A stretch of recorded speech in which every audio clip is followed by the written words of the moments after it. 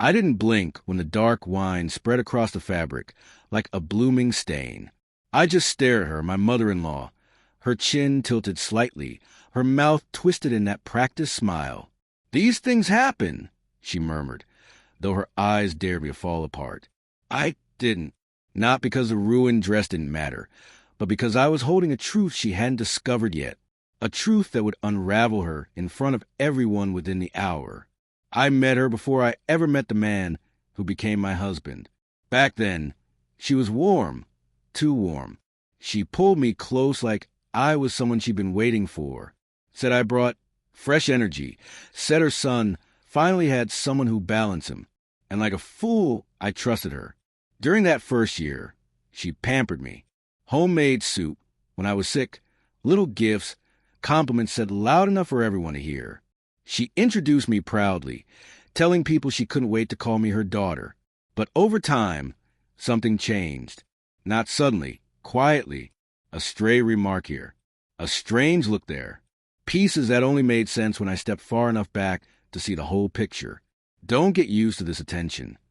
He's just being kind, that's all. You should feel lucky he picked you. And the one she loved most. You're not really his type. He usually chooses better. I tried to convince myself she was insecure, maybe afraid of losing her place. And maybe that was true. But I didn't understand the full truth until the day my husband stepped into the shower and his phone buzzed on the counter. A message from her. Not a mother's message. Something else entirely. She thinks she knows him. Don't worry. She won't stick around. My chest tightened, but my hands were steady as I scrolled. There were more. Months of them. Her whispering venom behind my back. Twisting stories. Planting doubts. Pushing him away from me any way she could, all while smiling sweetly to my face. She wasn't worried about losing her son. She was terrified of losing her power. From that moment on, my heartbreak hardened into strategy. I didn't confront him, didn't accuse her, didn't shed a single tear. I collected everything. Screenshots, recordings, people who'd overheard what she thought no one would repeat.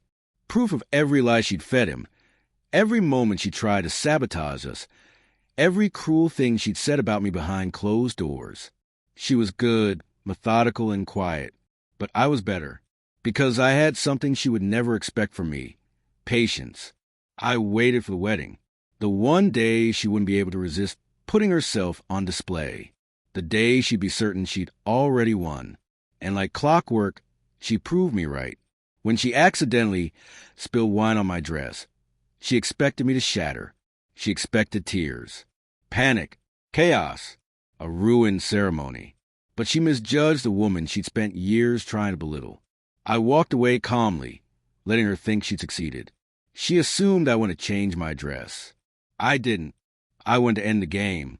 I slipped into the second gown, white, crisp, flawless. Then I handed the wedding planner a small USB drive. "Play this," I said, right before my entrance. The planner didn't question me. People tend to obey when you speak, like you've already decided the outcome. When I stepped back into the hall, the lights dimmed. A video began to play.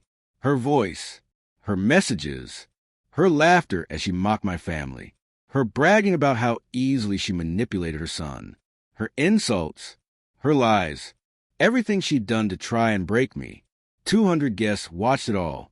Her relatives, her friends, her precious audience, and her son, my husband, stood frozen, finally seeing the woman behind the mask.